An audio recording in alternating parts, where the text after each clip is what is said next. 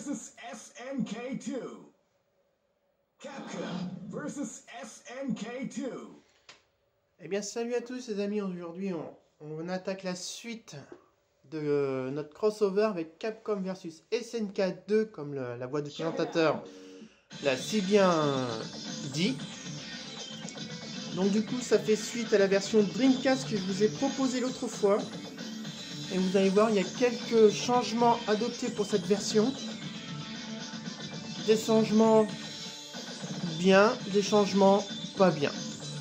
Donc on va retrouver la même chose qu'on trouve d'ordinaire, c'est-à-dire un mode arcade, un mode training, un mode replay qu'on ne se sert jamais, les options, un mode survie, un mode de joueur évidemment, tant qu'à faire, et un mode d'édition de couleurs. C'est-à-dire qu'on pourra, ici là on peut changer la couleur des vêtements, des cheveux, de la peau. On peut customiser notre personnage comme on l'entend. Donc nous on va se concentrer sur l'arcade. Alors vous allez voir, pendant que je vais jouer, je vais vous énumérer les petits trucs qui vont pas et les petits trucs qui vont bien. Et vous laisser profiter du coup de cette vidéo de gameplay. Donc là on peut choisir de faire un match soit de 1 contre 1. Enfin un match à ratio je veux dire. De 3 contre 3 et de single. Donc comme c'est un crossover, bah, moi je prends 3 contre 3. Les ratios, on avait vu ça dans le premier Capcom. Donc là on a plusieurs grooves Capcom et plusieurs grooves SNK. On va pas s'embêter. Là on a le choix entre une maniabilité GameCube et arcade. Alors je vais prendre GameCube dans un premier temps et je vous expliquerai par la suite les différences entre les deux. Niveau galerie des personnages, c'est beaucoup plus fourni que la première version. Dhalsim n'est plus le personnage le plus puissant. Ils ont corrigé ça. Nous, ce qu'on va faire, c'est qu'on va se prendre un Gookie, un Morrigan. Et j'ai envie de dire, pourquoi pas...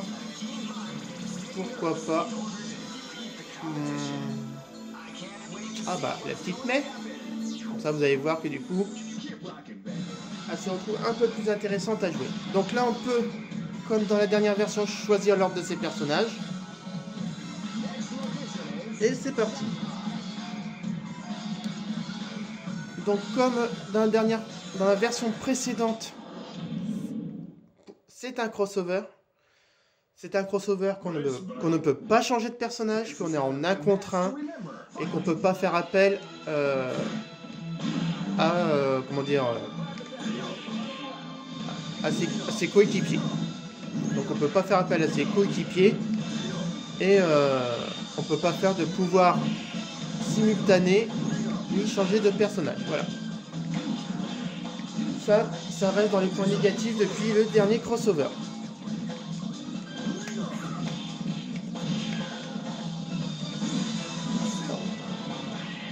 Voilà, ça c'est la classe, ça c'est cadeau. Donc là j'ai choisi la maniabilité GameCube. Alors la maniabilité GameCube consiste à enlever tous les boutons de poing et tous les boutons de pied, sauf on va dire sauf petit point, petit pied qu'on a sur les boutons de tranche. On ne peut pas changer. Par contre, tous les coups spéciaux sont sur le petit stick C de la manette. Si vous vous souvenez bien, la manette GameCube propose un petit stick C.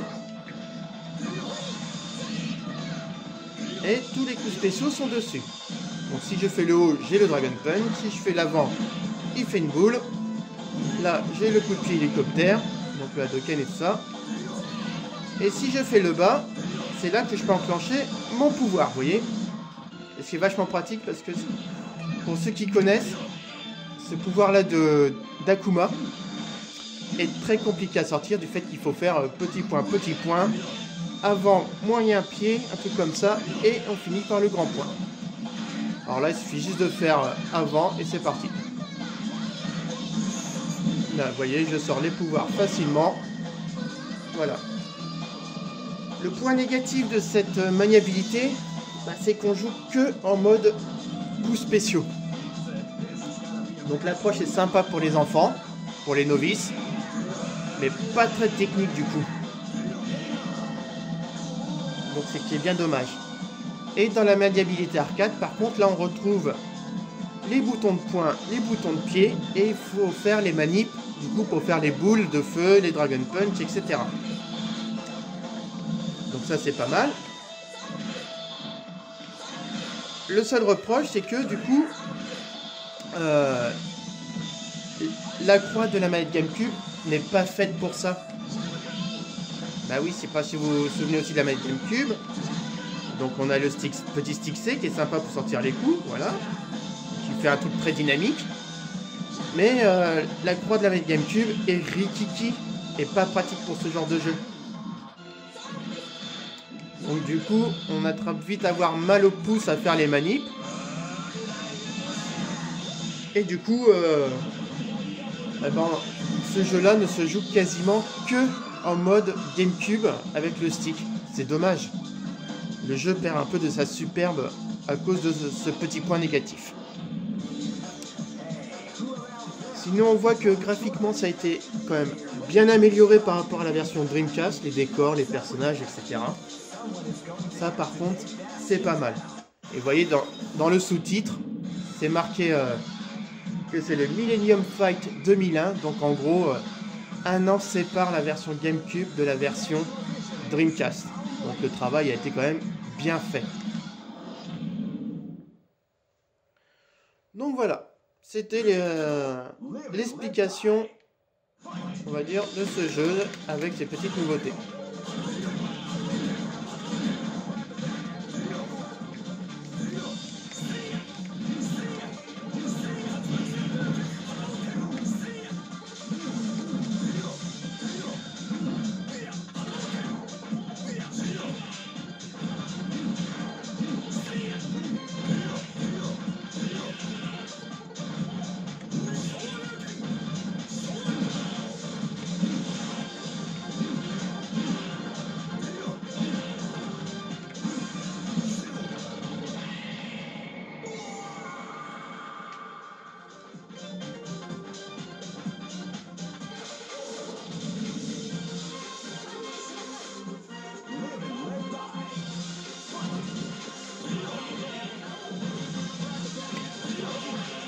Pas mal de décors ont été repris de la première version, plus des ajouts de, on va dire, des nouveaux décors.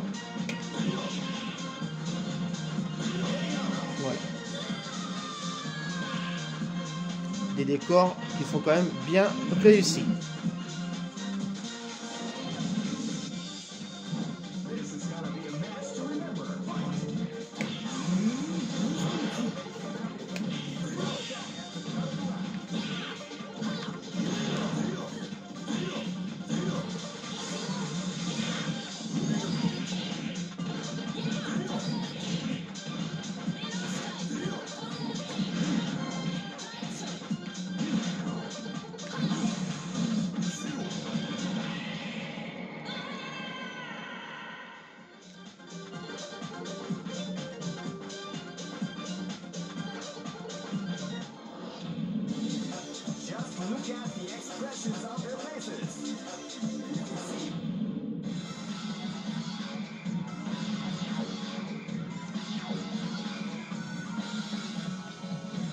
Donc du coup, ce que je trouve dommage, c'est que après de bonnes versions comme le premier X-Men Street Fighter, Marvel Street Fighter, Marvel vs Capcom, Marvel vs Capcom 2,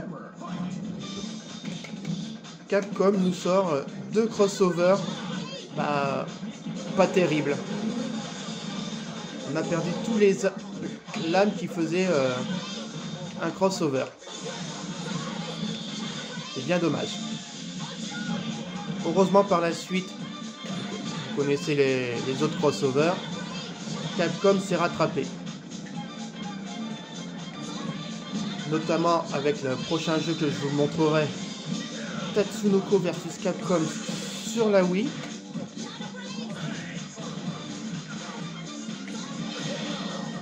Et du coup, le Marvel vs Capcom 3 qui était sorti sur Xbox 360 à la base et sur les autres machines. Et maintenant celui qui est sorti récemment, qui est autre que Marvel vs Capcom Infinite.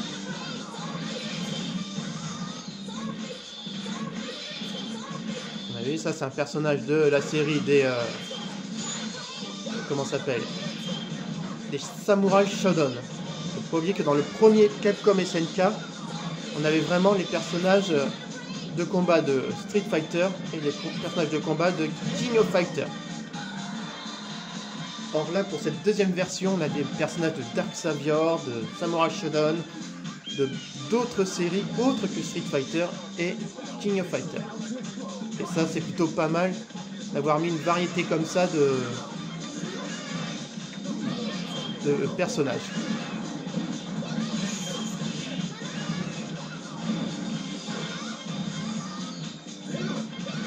Bon, c'est juste que là, Nakoruru est un peu galère à battre. Mais bon. Allez, hop. Voilà, on n'en parle plus.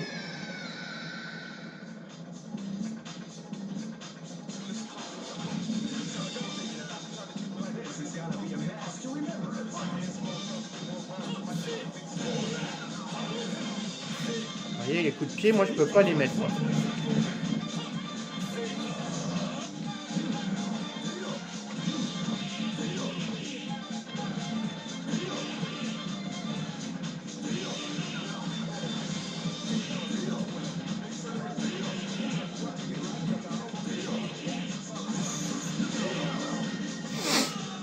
Voilà. On a battu Ken à son propre jeu, c'est-à-dire au Dragon Punch. Je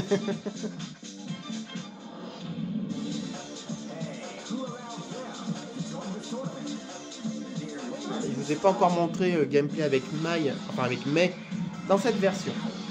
Alors c'est parti.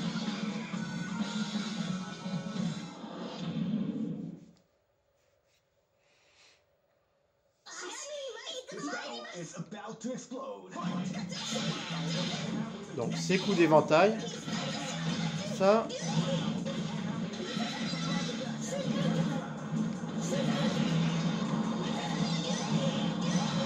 Alors pour ceux qui se le demandent, non, on peut pas faire en sorte que l'adversaire touche le véhicule. Hein.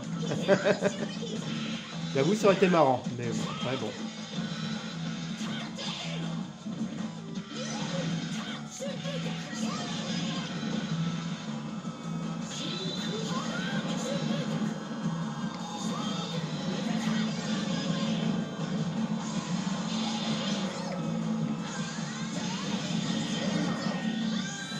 Vous avez vu, c'est déjà beaucoup plus facile de jouer avec un personnage SNK avec la manette, avec la maniabilité GameCube du coup.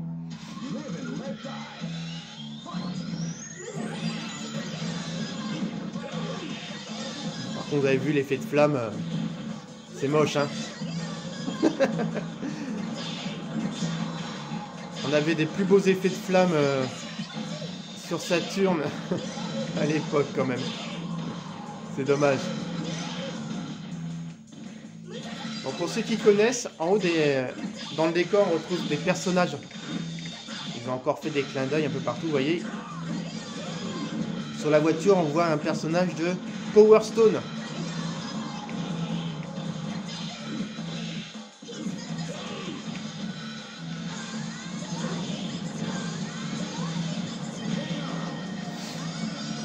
Power Stone, un jeu de combat très bien réussi de la part de Capcom. Que je vais sûrement vous montrer par la suite. Quand j'aurai fini ma série de crossover, je vous montrerai sûrement la série Power Stone.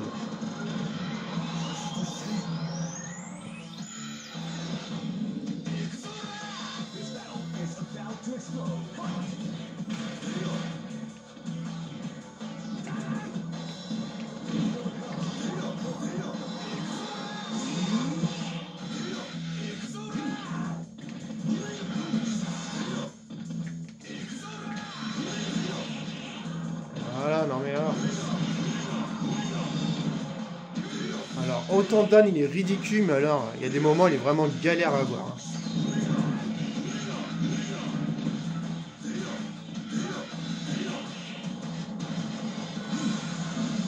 Oh non! Ah, j'aurais bien aimé lui faire mon coup. Voilà. Bon, tant pis. Donc là, par contre, dans cette version GameCube de Capcom versus SNK 2, il n'y a rien à débloquer. On gagne pas de points spéciaux pour acheter des trucs ou quoi que ce soit. On ne gagne rien.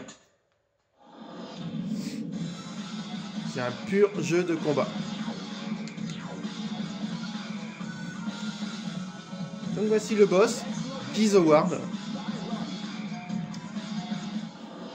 Alors c'est Geese Howard quand on a des personnages de Capcom. Et ça sera Bison quand on aura des personnages de SNK.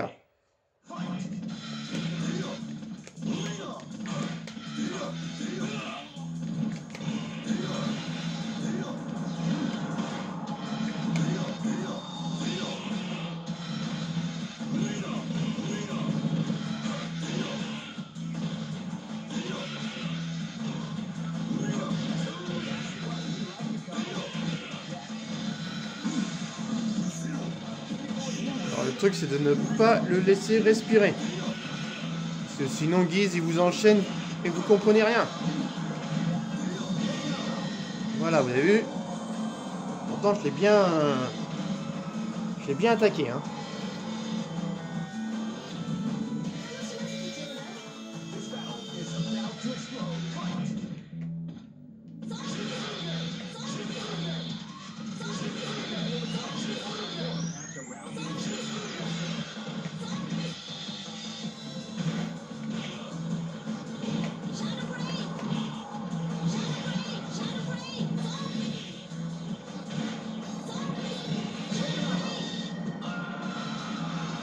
Voilà, terminé pour lui.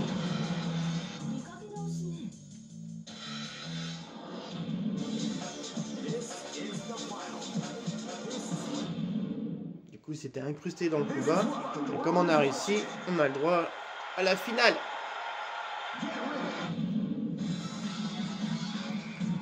Donc on va rester comme ça, parce que de toute façon, à la finale, ça va être un peu compliqué. Donc je pense qu'on va utiliser nos 3 personnages.